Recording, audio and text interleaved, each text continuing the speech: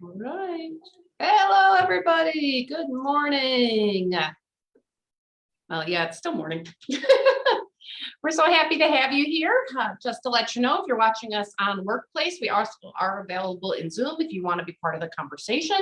There was a post in the Workplace group that said how to join from Zoom. We'd love to have you help us be part of the conversation today. So we'll be doing our webinars through Zoom going forward, just to let you know, and then posting it out to our community of practice. So welcome to the September 2021 monthly webinar with the Project Management Professionals Community of Practice. Last day of September, so we're all ready for fall. I'm assuming tomorrow's going to be October. So let's see here. So if you're new to the Project Management Community of Practice, what are we? Just a real quick review. I think most everybody knows who we are by now. We've been out for a couple of years, but we're looking to create a community space for project management professionals, whether you are a project manager by title or you just do project management, which pretty much means almost everybody on a SUNY campus. If you want to get more organized in your project management, or you just want some tips and tricks to make your life a little easier, we are the place for you to be. Lots of great information out there, lots of free resources that you can use. If you happen to be PMP or CAPM certified, we have lots of great resources for you to get your PDUs so that you can keep your certification up, as well as other things. So we do a couple different things. We try to do a couple different things. We are looking to make sure that we're having a good discussion and sharing our best practices. We do monthly webinars, as we are doing right now, but also we have different discussion posts. I post a lot of different things that I find out there that might be relevant for you. Members are encouraged to post to get information from other members and some of the moderators. We'd like to put some polls out there, kind of see what the pulse is and see what people are doing. And we also, of course, have some training opportunities for those that are in a PM position or is looking to move into a PM-centered position. So. All right, so who are your moderators? Like I said, my name is Kris Lynch. I am a technical program coordinator at the SUNY Center for Professional Development. I am more of your guru as in maintaining, but then we have our expert, Christa Glassman. Christa, you want to introduce yourself? Good morning, everyone. Of course, I had to be on mute the first time I was asked to speak.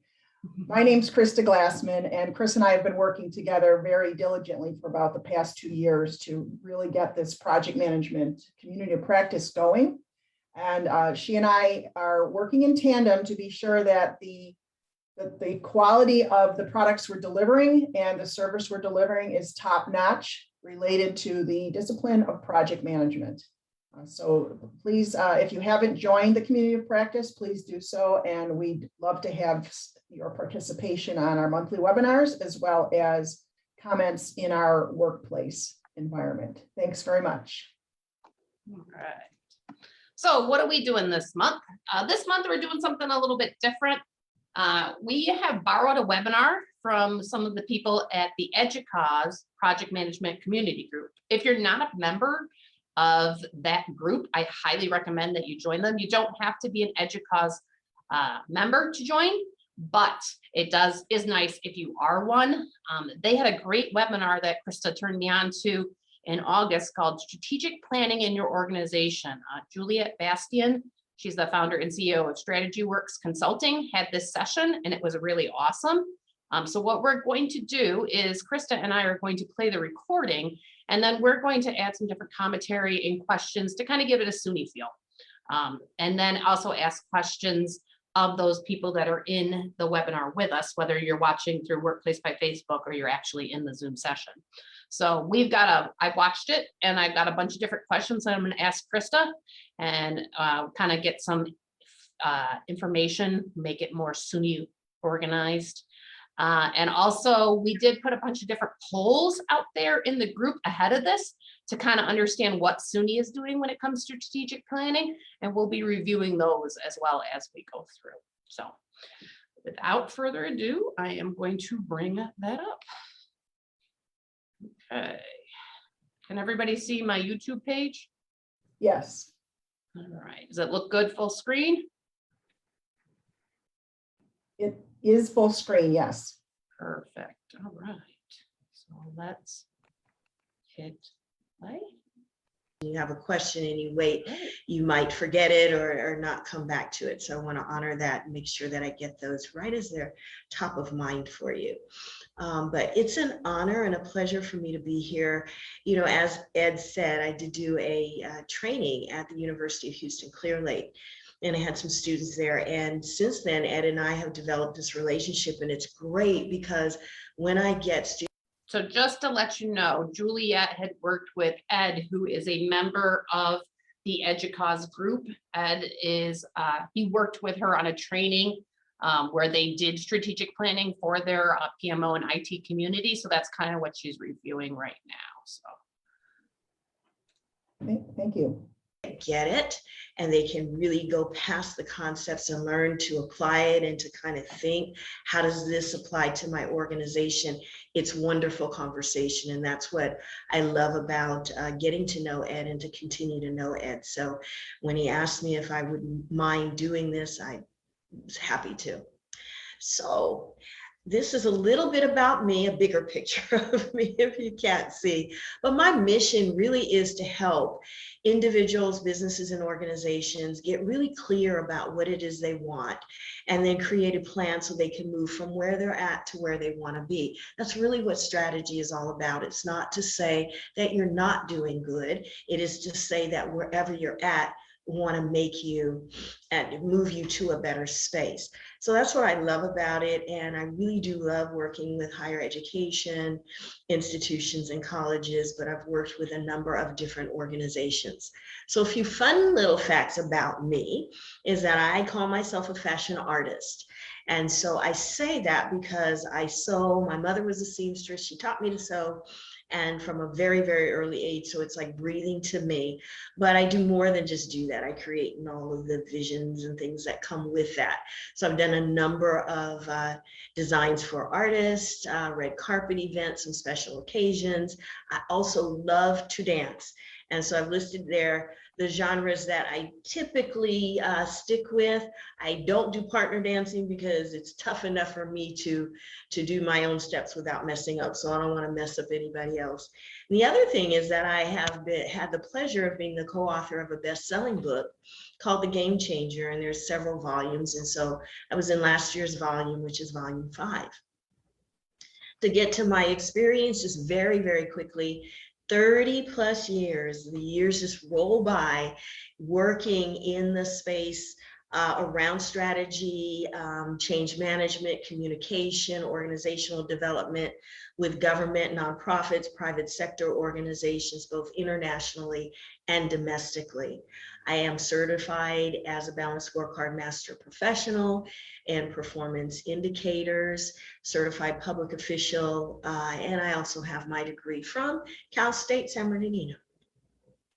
So today, what I wanted to cover with you, when Ed asked me to speak, he said, this came up because the question was, why is strategic planning important to project management teams or leaders in project management, and how can it help you and see the value of that? So we're going to talk about some of the challenges that you face, and I'd be happy for you to share, Annie. I have a few that I've listed, but if there's anything that you'd want to share, I'm happy to hear those as well. And then I'm going to move to the section that says, let's take a look at those challenges and let's see what part of the strategic planning process really helps solve those or move you past those challenges and obstacles and support you in doing what you do. And then lastly, I want to give you just a little six-step process. I call it a strategic plan blueprint that you should be able to take and just kind of move through that to really help you get to at least a skeleton or an outline of a decent strategic plan that's going to serve you. So some of the, just some statistics first.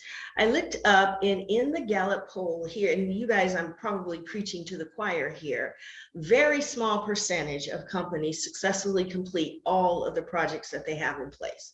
And there's a number of reasons for doing that. Not that it's any fault of the project management, it's a structural or a process thing. And then a PMI research says that for every $1 billion that are invested in, this is in the United States, 122 million are wasted because of lack of project planning and performance. This is our first pause with this. Krista, I wanted to ask you, this Gallup poll is very interesting, saying that only 2.5% of companies successfully complete 100% of their projects. It's kind of a little disconcerting, I think.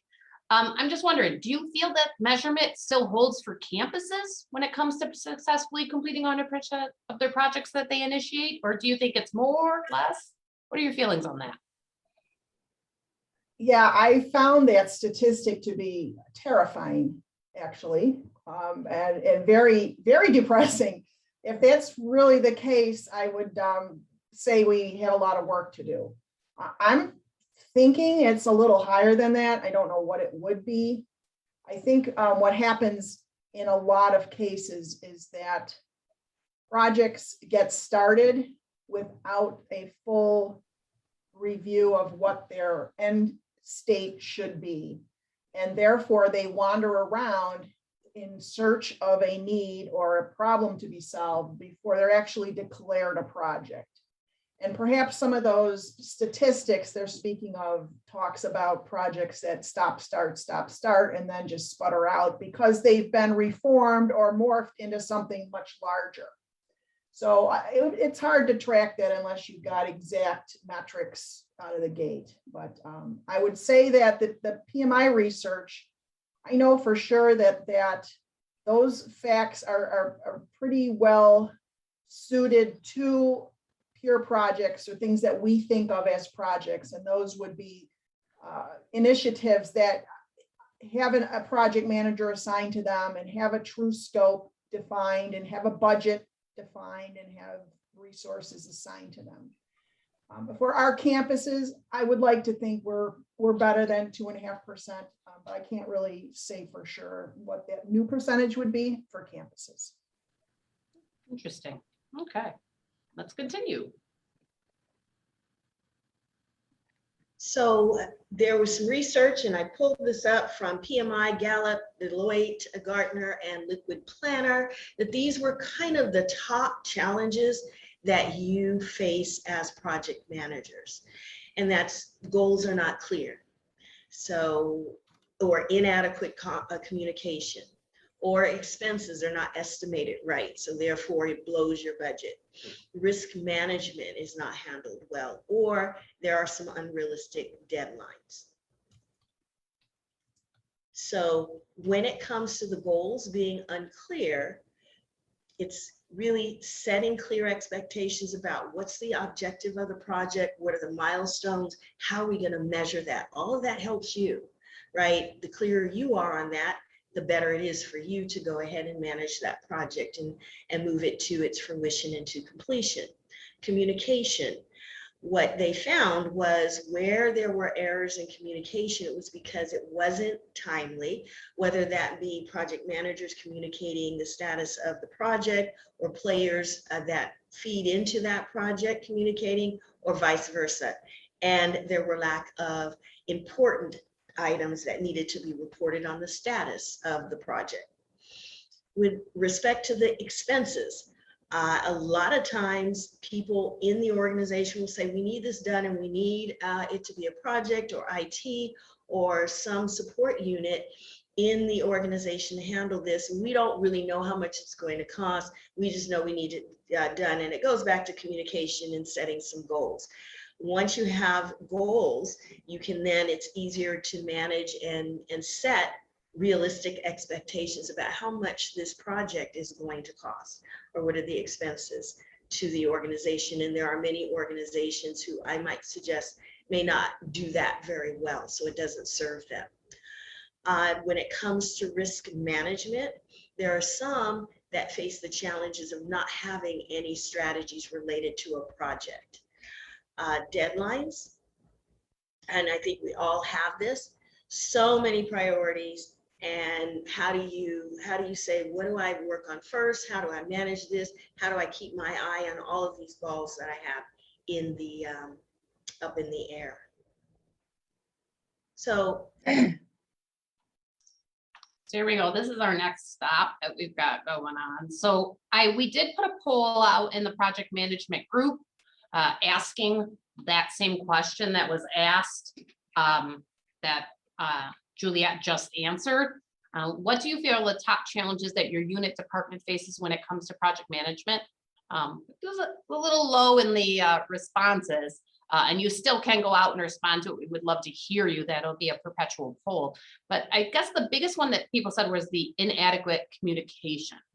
Christa, can you comment on that? Do you think there's other things that we find, or do you find that that's the biggest one for SUNY?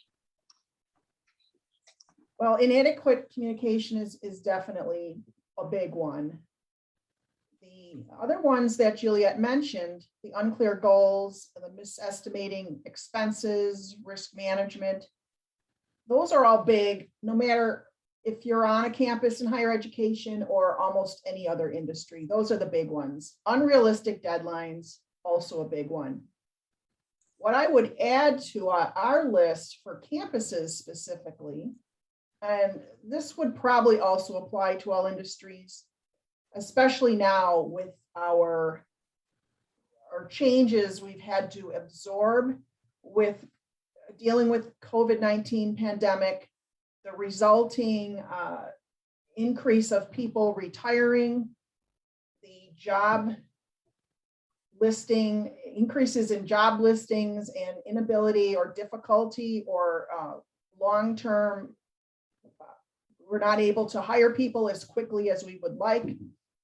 I would add for campuses that all of that bundled together really means we'll have resource constraints. Lots and lots of resource constraints, too many priorities, like Juliette said, too many conflicting priorities, and not enough people to actually finish the work that you're being asked to do. So our challenges are big. They're pretty common, though, I would say, across most of our schools. We hear that on a regular basis from most of them. Do you think as higher education institutions, we have more challenges than in the corporate world or less? I don't know if we have more or less. They may be different. And usually it's because our projects and our initiatives are somewhat underfunded, and our project management process isn't really formalized or structured so that the boundaries of a project and its funding and resources that are needed to get the work done is not structured in such a way that everybody can buy into it. It's very loose, and the discipline of project management is really about structuring a vague set of work into tasks and activities and resources and budget that will finish that initiative. We are getting much better at that within SUNY, and thanks to Kris and thanks to this initiative to get more project managers trained, or at least people who have the sensitivity to the terminology and what it means to run projects.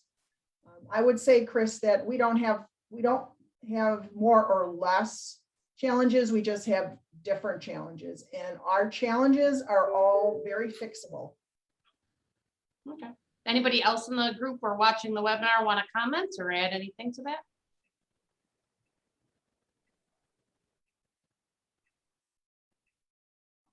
Okay, we will keep going then. sometimes you may feel like this. You're juggling a lot of tasks. How do you figure out what to do when everything is on your to-do list? And how do you prioritize when there's so many things to prioritize? So with that, I wanted to talk about what are the benefits of strategic planning. So one of the first, and then I'll take that and share the benefits of strategic planning as an offset so that you can appreciate where that can help you with at least those top challenges. When it comes to the lack of clarity for the goals, It is strategic planning forces an organization, when done well, to say this is a true assessment of where we're at, and this is where we want to be. And we're going to not define the widgets that we're going to do. We're going to define the reason why and the milestones for an initiative to support that. It also gives everyone in the organization a clear sense of direction of where they're going. So what that does is, when you know that everyone is going in the same direction, and you have a few people that says, oh, well, you know what, I'm walking in the same direction to get here. However, there's an obstacle in my way. If I know I still want to get to this same end state, then I can think with my skill set and what I know about the best way to move around the obstacle that faces me and get to that final destination. And so that's where a great strategic plan is, that's put in place, is very helpful. And also in that, you want to make sure that you have clear, definable, measurable outcomes. And so that moves to inadequate communication. With strategy and strategic planning, it's not something that you want to do with just the people that are the executive level or the C-suite level. You want to make sure that everyone is involved in that process, and you communicate. Once you've gotten everybody involved in that strategy in place, you want to make sure that everybody knows what it is, what it means to them, what is the vision, where's the sense of direction, where are we going. And you also, and you do that by aligning people in the organization. And what we mean by that is that you then say, at the C-suite level for the overall organization, this is what we want the strategy to look like. Now we're going to go to the support units or the business units, and we're going to talk to them and put the strategy in language that makes sense to them. And then we go down to the employees. So now you have everybody that says, I understand exactly how I'm going to help get to that vision. So it really, in the end, connects the dots between the vision of the organization and the day-to-day activities and the projects, obviously, that you manage, because it's very clear as to what it's supposed to look like, what the outcomes are. Once you have that clarity, it really makes it a whole lot easier for you to estimate how much is it going to cost, right? So you don't underestimate. You plan that project. As you guys know, the scope, the budget, and then the timeliness of everything is important. So all of that is defined in the strategy when done well, so that when that project is handed to you to manage, you've got the elements that you need. I know in working with Clear Lake, that is one thing that we were, and it's a new concept to many folks that work in strategy, is really being extremely clear. We're used to using a lot of words sometimes that are vague or they're industry specific without a lot of definition as to exactly what that's going to look like if we're successful in that area. So it also helps mitigate, or actually not mitigate, but help you define your expenses by prioritizing what initiatives or projects are we going to do first, because we only have a finite amount of resources.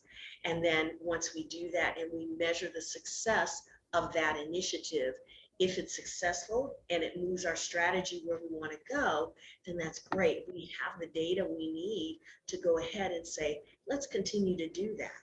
However, you can have a project that's extremely successful by every measure that you put in place, but it doesn't advance your strategy.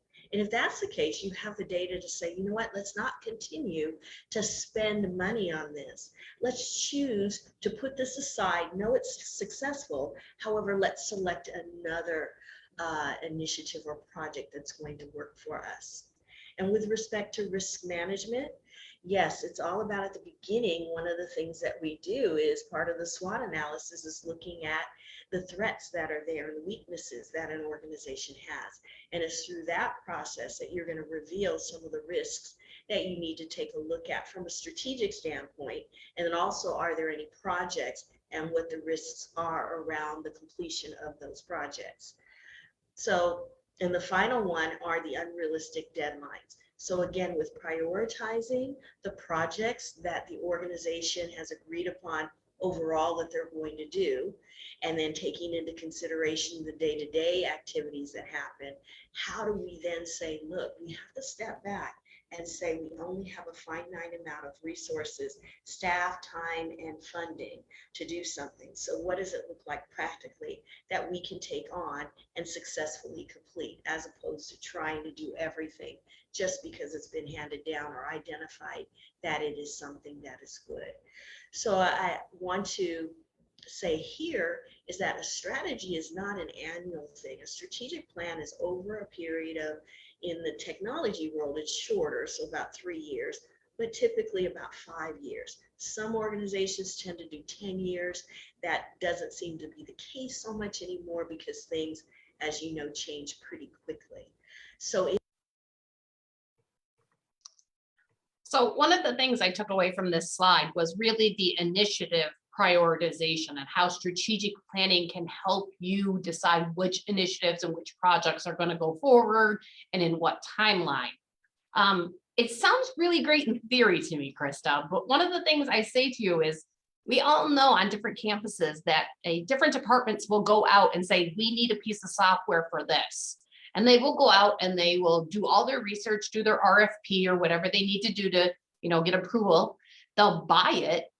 And all of a sudden that will just land in IT's lap. We need this installed. We need this supported, and IT was not involved from the beginning of the conversation so that they could have that on their timeline or in their scope so that they could understand how they were going to get this done. So how does that work in with initiative prioritization, Christa? Kris, there's a lot to unwrap in what you just said and what Juliette had said previously. She said that strategic planning is an iterative process, meaning it happens continuously, and she's absolutely right. The strategic planning process should not be done in a vacuum. It should be done with all of the functional units representing the business of the college or the university at the table. And by that, I mean the business finance office and faculty, academics and facilities and classroom support, instructional design. IT needs to be at the table. Human resources needs to be at the table. So any functional department that has a place in running part of the campus ecosystem, if you will, should be at the strategic planning table. And that's where these functional units who go out and talk about purchasing a one-off thing for supporting something they're doing, that's where this should get nipped in the bud. And at that point, the opportunity arises where the campus should ask themselves, is there a shared service available from our system office that already has this? Or is there a university-wide contract for a piece of software or an application that does something?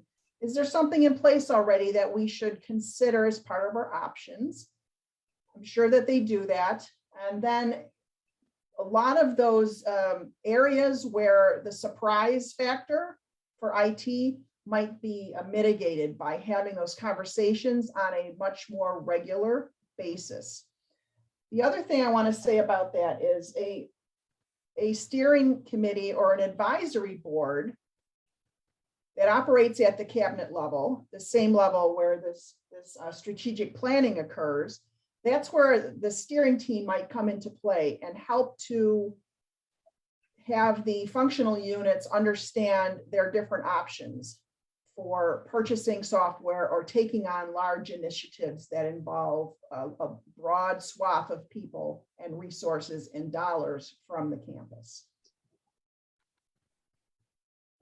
Okay, so it is an iterative process and people need to be in constant communication for this to be successful and for the communication to be much more top down and be consistent from the bottom up and the top down, so that the strategic planning exercise that's done on a regular basis, everybody's in the loop.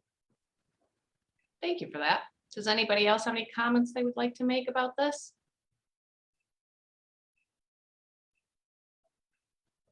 Okay, we will continue. It is over a longer period of time. So if you have a set of projects, they all don't have to be done right out of the gate. You then strategically talk about what's going to have the best impact to really help the organization move forward.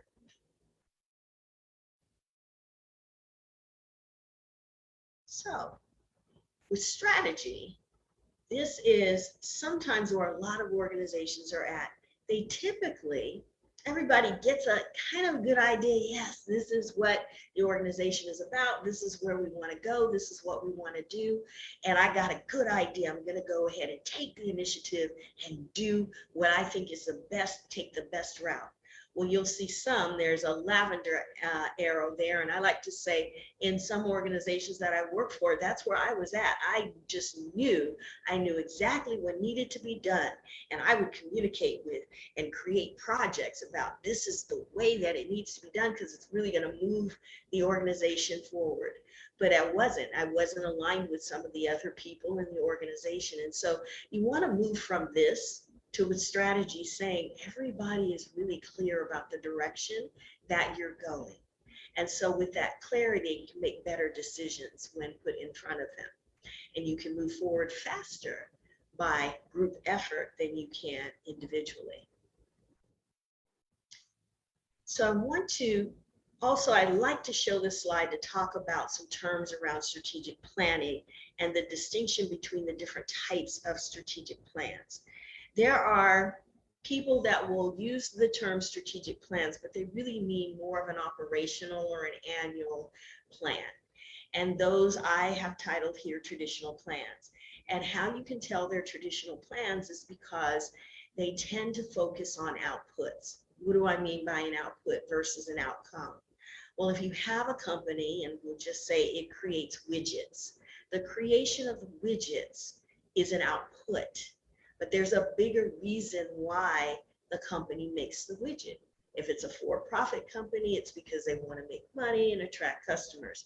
If it is a governmental entity or a nonprofit or an organization like higher education where you are there to pretty much serve a population, then it is about a higher purpose. Well, we create these courses, or we have this particular technology to support the student's success through their journey. The bigger picture is at the end of the day, it is because you have students that have enrolled and successfully moved through their educational journey and graduated or completed the coursework that they started off with as their vision of success. So the traditional plans focus on, well, how many classes did we create? How many people were enrolled? And many times, because it is like that, it doesn't have the focus that we would like it to have for an overall strategy. And you have a lot of what they will title in those plans as objectives. And typically it's an add-on to the work that is currently being done. So it can feel sometimes intrusive to the staff. Now, so that's more of an operational plan, not necessarily a strategic plan, but we do find, at least I do in my experience, organizations that will suggest that their traditional plans are strategic plans. Strategic plans, more traditional ones, happen to be focused on outcomes. So if we go to the example that I just shared, it's the difference between an output, which are the number of classes or the number of students that are enrolled, to the bigger picture. We want to make sure that we provide quality education or that we have student success. It's more focused, and then you have fewer objectives because they are broader and they cover a longer period of time. And what you do when they're done well is you make sure that they are aligned with the current workload. And if they are not, then you would adjust your workload so that it is aligned.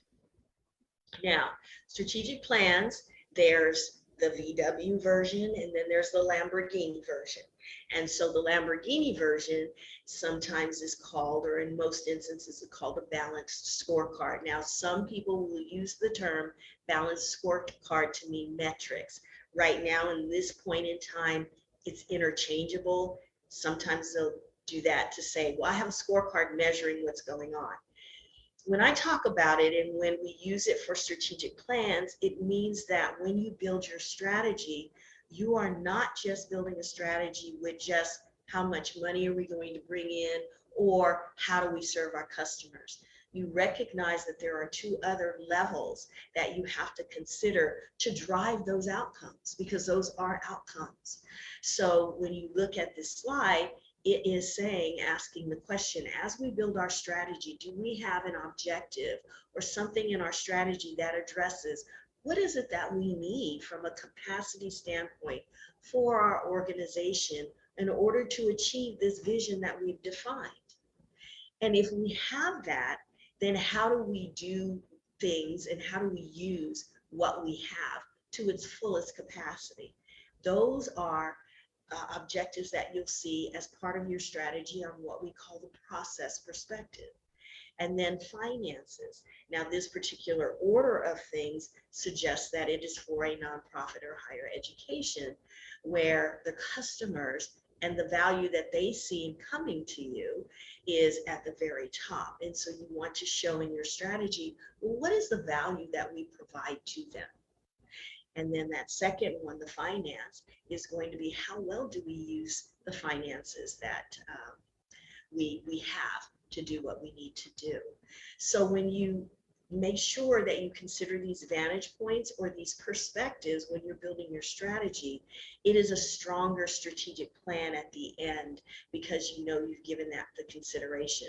I've seen a lot of strategic plans that don't look at it from that, and what I find is sometimes there's a gap, and it's easy to do when you don't ask these questions and look at it from these vantage points really around the process or the capacity. They're gung-ho, we're going to do all of this for the students or the organization or the university, and we're going to make this, but they don't give it consideration or include in their strategy how that's going to happen or what they need to make that happen.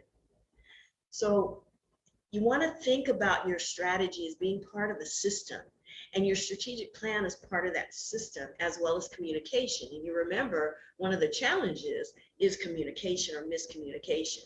Change management is also important to do, and a lot of times change management and communication go hand in hand, because doing strategy is a change in thinking for a lot of people in the organization. And then alignment is the other piece of this system, is making sure that once you have your plan, you communicate it, you look at what are going to be the expectations and some of the objectives that we're going to face in implementing this. And then you start saying, let's do some work on making sure that everybody is clear on what the strategy is about. And they're also equally as clear as to how they are going to contribute to that. So strategic planning, the definition is about the process of defining your strategy or the direction that you want to go. And then once you've done that, creating some very clear outcomes so that you can turn around and collect data on that, make some decisions, and then allocate your resources accordingly so that you can move forward.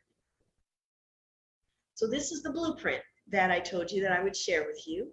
And so there are 6 steps to it. The next slides, these are the last slides that I'll be covering in the presentation, but these next slides will talk about each one of these. But it's really starting with assessing where you're at, developing your strategy, putting some measures in place. Now, I want to make a clear distinction. These are adding measures to your strategy. You will have a separate set of measures for your initiatives. Ed, is your hand up question?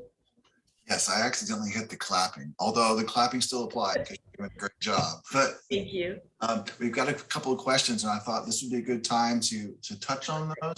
Yes, that's great. Dive into the process. So, Sure.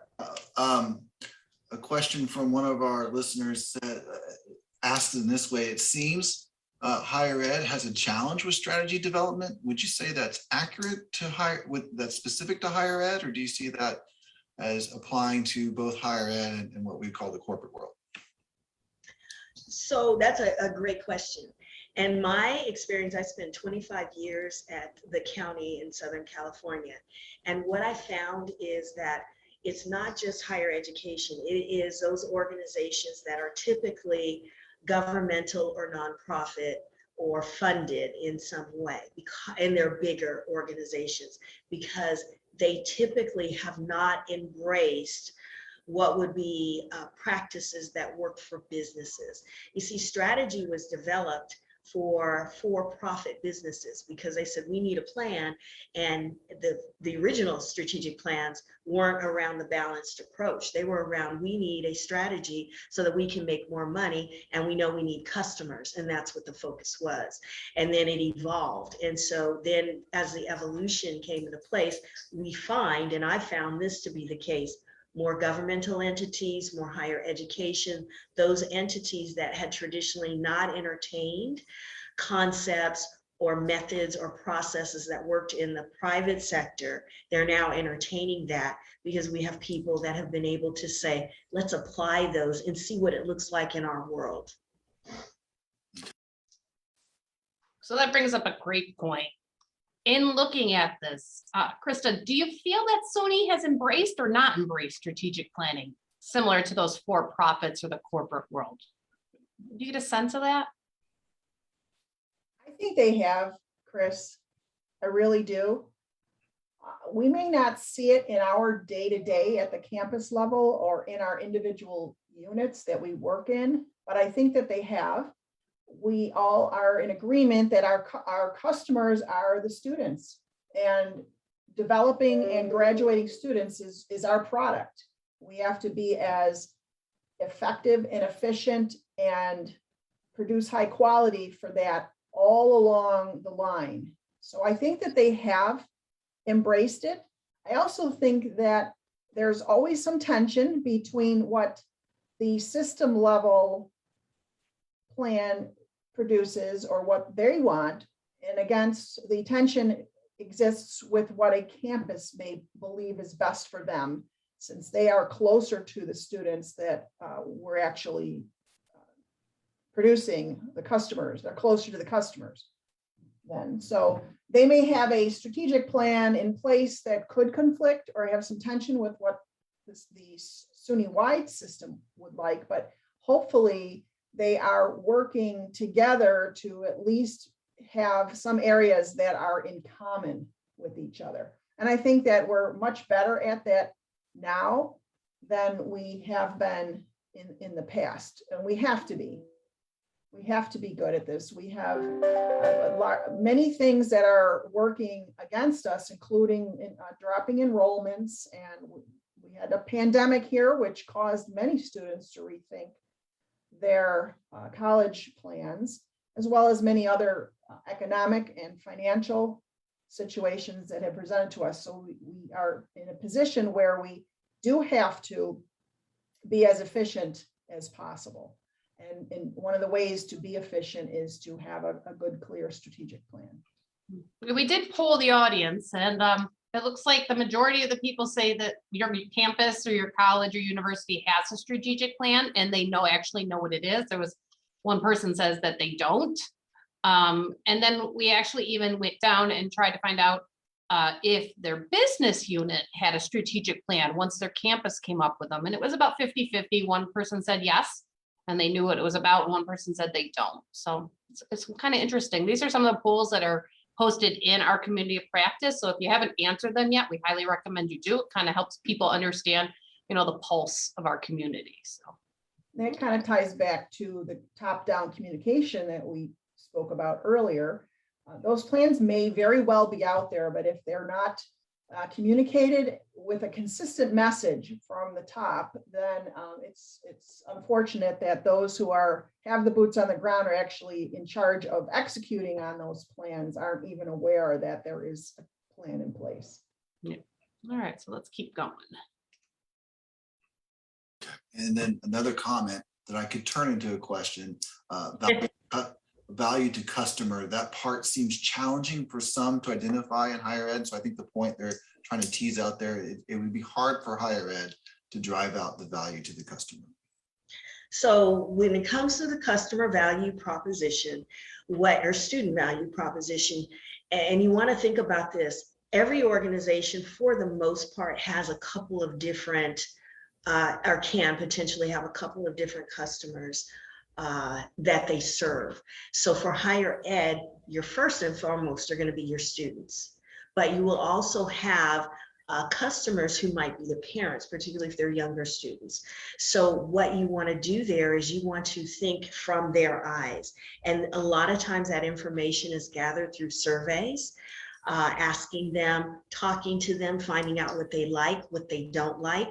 I know if you guys are in project management or if your IT is your strength, you're constantly thinking about, if I'm developing this app or access to something using technology, is it user friendly?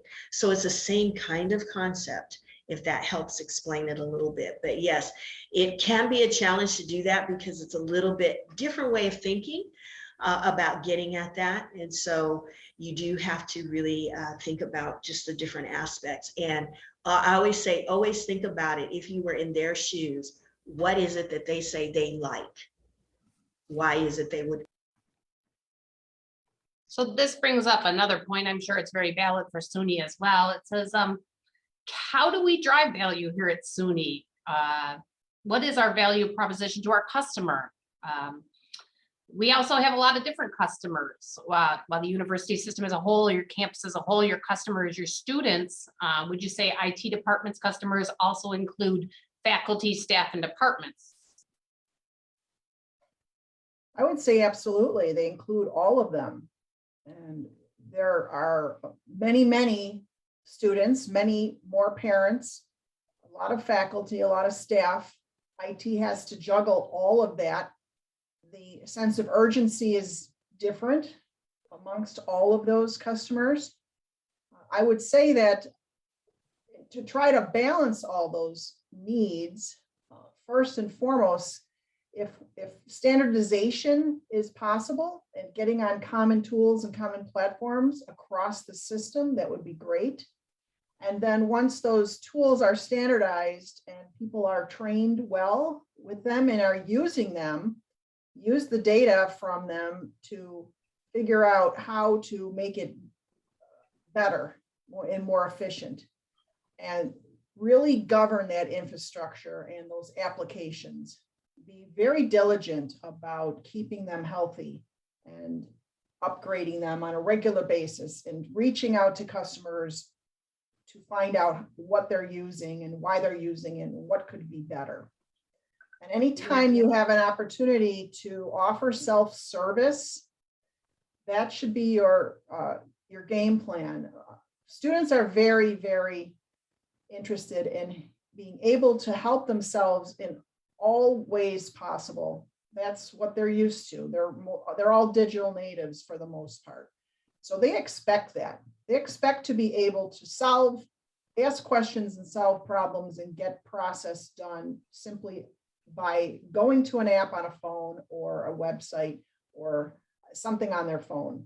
So those should be some guiding principles to use when you're discussing new applications or new functions or new technology that you want to bring on into your. Yeah, I have a feeling in the corporate world and in higher ed and in the not-for-profit, IT is one of the few departments that touches everyone. You know, they have True. Every single person as a customer, from the actual customers, in our case, students, all the way through everybody that works at the company, which can be a big challenge. Yes, there's never enough resources to go around.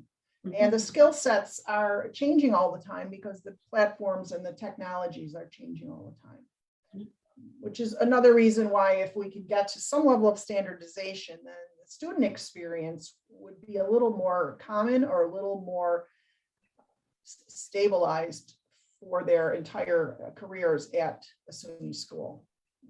You would have one platform to look at, one registration method, one LMS, one learning management system, one financial aid system. All right, let's continue here.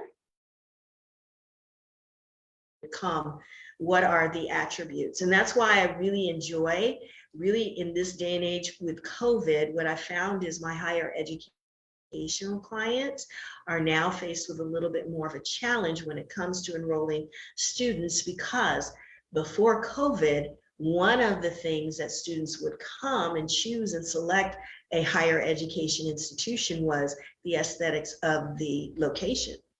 Yes. That's been taken away. So yeah, so it's a kind of different thing of thinking. Yeah, and so your comment on customers has now got that chat just scrolling up. Okay. And Is it a good so thing? you've touched on a point that they're interested in. So I'll highlight some of these. Someone says researchers are also customers. Yes. Yeah, and someone says yes, what that person said.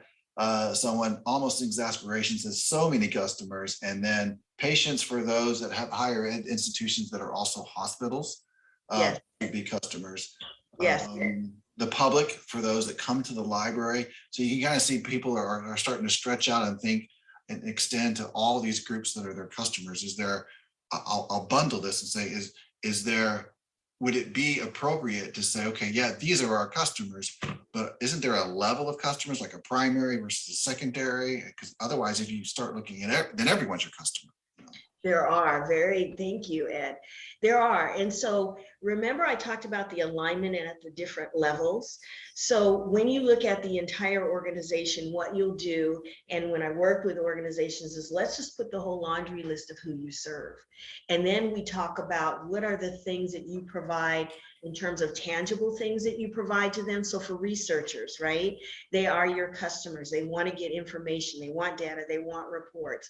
For alumni who can be your customers too. There are certain things they want. The students, there are certain things they want. You want to lay that out. Sometimes you'll see some broader similarities across that, and you can group that at that level. Then when you dig deeper, there's a couple of different nuances, because when you dig to the business units, so as an example, the IT unit has different customers. They're going to have other business units as their customers, as will other support units. So they're going to define, well, how we contribute to the overall success of fulfilling the highest customer, who are the ones, the primary ones are the ones that directly benefit from you. And then there's ones that are a little bit farther removed. So you want to think, if you have a bullseye, right in the center of every higher education is going to be your students. Now you can break that population down and say, well, I have, lifelong learners, continuing ed students. I have students that are fresh from high school. I have students that are kind of in between, exchange international students. You can have those different populations, but then the way that we do for strategy, because see, strategy is your broader, right? Your outcome, what's the higher thought that you have? Say, let's just say we have a student population, and these are the reasons that they tell us they come to us. Then you break that down to the next level or farther out from your bullseye, which might be even your vendors, their stakeholders, anybody, people in the community. They don't directly benefit, they indirectly benefit. So to an extent, you consider them, but you don't necessarily build your strategy around them. And I've done this enough to see, because with every organization, I've had, particularly with governmental entities, they said, everybody is our customer. We serve everybody. And so time and time again, I said, let's just put them on Post-it notes and see who you serve. And when they do that, and I do a process called a customer value proposition, we find there's a lot of similarities. So we can combine it and say, for these groups, this is how we serve them. And then when you get to the more tactical, your outcome, then you can break it down and say, okay, for these groups, this is the project or the initiative or the way we're going to serve this group, because we find they need more support. So it's really kind of a hierarchy. I hope that helps. That brings up a really valid point. Christa, what do you think are the department's direct versus indirect customers for us? Because you could say, just like a government entity, we serve everybody, especially when you're talking about some of our hospitals, Stony Brook, downstate, upstate. I mean, they serve everybody. Right, and most SUNY campuses are the heart of their community. They really are, and they do serve everybody in that community. But I want to go back to what Juliette said, and she's spot on when she said, think of this as a bullseye, and in the center of the customers is the student. And as you radiate out from that bullseye, you add more layers, maybe from other areas such as alumni or faculty, other areas of the community or business units. They all are part of that community. And as you get further and further away from the center of it, which is the student, I think that's where you might be able to delineate the indirect versus a direct customer. All right, in our case, the student is definitely the direct customer, faculty is direct customer because they benefit directly, staff are direct customers, but there may be other areas that surround the community, such as a neighborhood association that's in the same community as that campus is. They could be considered an indirect customer, but her analogy of using the bullseye, I thought was very good. Yep. It does All right. give a good visual. We'll keep going here. That does, and you even got Jen Birch was clapping for that answer, I think. Yeah, and Right, so, I can go on forever, but I know I have a limited time, but those are really, that's a big key. Once you get that, that is so much more clear for you. so I think we got one more question that I did skip over, then we'll let you get back to the process. So Sure. that one question was, let me scroll up. How often do you do planning? For instance, we have a 10-year plan, too broad in general, 6-year goals, annual presidential goals, departmental plans in our case.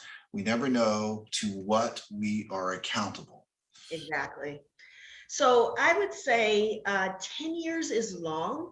However, I've worked with organizations who have 10 years and then they say, well, you know what, we want to break that down into maybe 2 5-year strategic plans. I say this, you do the more robust planning of your strategy let's just say it's 5 years, every 5 years. But every year you review that, and that's that last step, which is evaluation, where you do a quick review saying, we've been collecting data over the years. Is it telling us what we need? Do we need to adjust our strategy? So for many, Clear Lake is a great example, Ed, right? You guys rolled out your strategic plan in March of 2020, literally about 2 weeks before COVID hit. Yes. And I remember, so you had your broader picture. We didn't go back and reinvent your strategy for your 5-year plan. What we did was adjust, and we're looking at that now, the initiatives and the projects that you're going to have to put in place.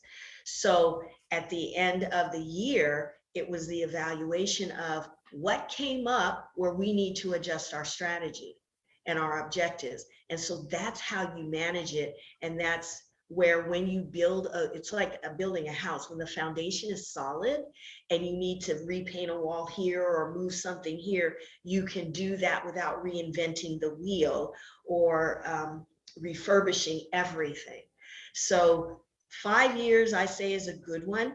I have worked with organizations that have the 10 years and then they break that into 2 5-year cycles. And then if you have the other ones where, and I know what you're talking about, if you're part of a system, then the system might have their goals and their visions and the direction. We always try to align it if you're part of a system so that you're not misaligned and you can integrate that into what your strategy is. Similarly, if there's an organization that comes to me and they say, you know what, I'm the IT department. The university doesn't have one, and I don't know that they're going to get one, but I like this concept. I want a strategy. We can do that. We always just take a look at what the vision is of the organization and the mission, and we align it with that. So with the other more detailed and more frequent, I'd look at those as, remember the slide that I said are traditional plans? They're more your operational plans. So you want to do what you can to align that, but to do it in such a way that you're not always every few months, you're really looking at, let's do some metrics, let's look at this plan, because that's all you're doing is planning and you're not moving forward. All right, so I hope we haven't hindered your ability to go through process. We're about 1:43 Central Time. So let's talk about this next section of your presentation. Sounds good. So the 6 steps: assessment, developing the strategy, measures, and these are strategic measures, and then strategic initiatives, and then the alignment throughout the organization and evaluation. So let's look at the first one. When we talk about assessment, most of you guys typically know this, you hear it all the time. We're going to do a SWOT analysis. We're going to look at the strengths, weaknesses, the opportunities and threats. That's where you're going to look at what challenges or risks we need to take a look at, where we're not so great, where can we work on, and where we're strong, or opportunities that present themselves, where do we build on it? You'll pull in any market research you have, any surveys, any other reports. That's all a part of this. This is where you define who your customers are, what it is they need. Doesn't mean you're going to give them everything they need, and then what value they see in you. And we spend quite a bit of time on this one because this is really the foundational piece, and you want to make sure you get this right before you move on. And so what I like to say about this one is, I know that when I went through many years of strategic planning, I was like, oh my gosh, you know, how do I do this? How do I do this? I got all these reports. I don't know what to do with this. Oh, okay, I'll just guess. I teach you a way to synthesize all of this information and just really pull out the key things. And we look at that and we say, what of these reports do I say is important for me to put into our strategy and pay attention to? And then we move into the development of the strategy. So once you look at all of this information, you say, we've just pulled right now, this concept or this thought or something that came up that we need to know is important, we put that there. And I promise you, if you look at those different things, you'll see some themes or some areas that you're saying, you know what? If I group these concepts or these things that I've listed together, it indicates to me that for us operations, we need to really beef that up. Or maybe we need to beef up an area that we have to excel in that are partnerships, right? And so you develop these focus areas and then you break those down into objectives. Objectives are like the bridge. They are the bridge between the vision and the mission and the 3 or 4 areas that you say we have to absolutely excel in order to get to our vision. Then there's that bridge that says, okay, over a 3 or 5 year period of time, what are the things that we're going to continuously work on, like improve communication? And then you cross that bridge to what's the specific activity that is going to, that has a beginning and an end, that's going to drive the improvement in communication. And then the other part of this is, which is a nice add to any strategy, is a visual depiction of the strategy on a strategy map. And then, as I said earlier, you want to then, once you've defined what are the outcomes of these objectives, what do I want to see happen as a result of an improvement in communication? How will I know? How will I measure it? How will that help me define what projects that I'm going to work on and prioritize? So you develop a set of measures based on that. You measure your progress toward those intended outcomes. I suggest that you come up with measures that are monthly, quarterly, or biannually. Steer away from annual because your measures and that data is meant to give you information to make decisions about what to do and sometimes what not to do. That moves us into the doing, which are the initiatives or the projects. So you can tell the distinction between the initiatives because they have a beginning and an end versus something that you're continually working on, which is part of a longer term strategy. And you guys love this, manage them like projects. I tell my clients all the time, manage them like projects, scope, budget, time, so that you make sure that you've got those expenses aligned in place, you stay within the scope, there's not scope creep, and you get them done in the time. And if you don't, the measures are going to tell you why, and you can adjust accordingly. Then when we come to the alignment, that's where we really work at integrating this strategy, the organizational wide one, to the different departments or business units or colleges. And we say, okay, in your terms, how can you improve communication? And so then they articulate that in their strategy, but it's still aligned to the overall strategy. It's just their part of contributing to it.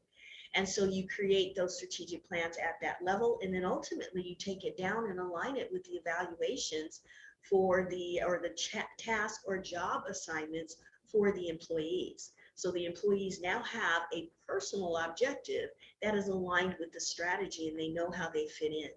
And then finally, you have an evaluation. So I say you're collecting metrics. At least once a month, look at that, see what that data is telling you. Quarterly, you have strategic planning meetings where you're saying, okay, let's sit down and look at all of our objectives. What are the strategic measures telling us? Are our initiatives moving us in the direction we thought that they would? Do we need to tweak? And then annually, you've been talking about it. So as Ed said at the beginning, it's not sitting on a shelf. It is a part of everything that you do. You can then say, you know what? It's been a year. We've seen a trend one way or the other. We can keep going, and that's great, or we can change it at this point. And then the annual reviews. And then, as I said, your initiatives are what drive your strategy, your actions that you do.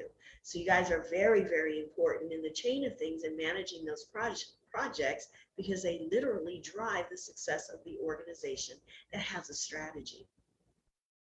So that concludes my presentation. There's so much I know to unpack in that, but hopefully that was helpful to you.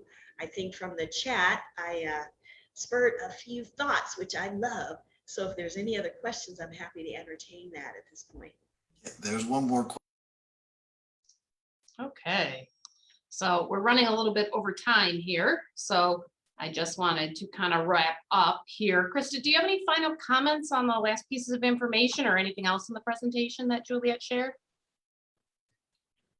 I think it was really well laid out. I'm going to try to take some time and listen to it again, because many of the points. Question that came up, any suggested methods to mend Sorry. the gap between the university?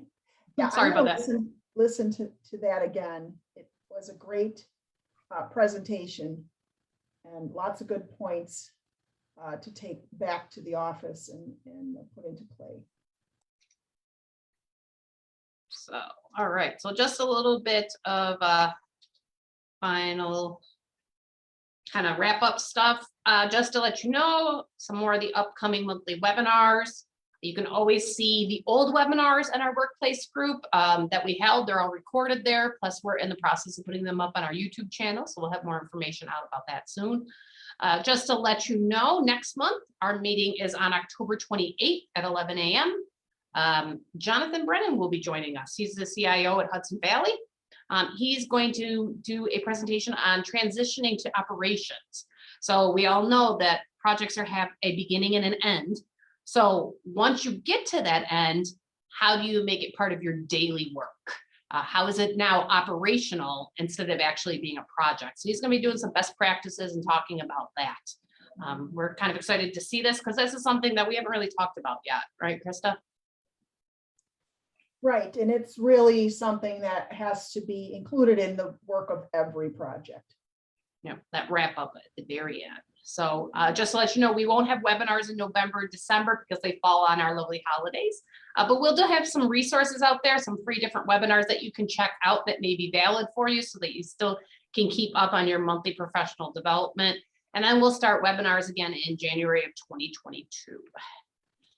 And finally, some different upcoming professional development opportunities that you may not be aware of. If you haven't taken our project management fundamentals workshop, we do have another one coming up in the Thanksgiving timeframe, Monday, November 22nd and Tuesday, November 23rd.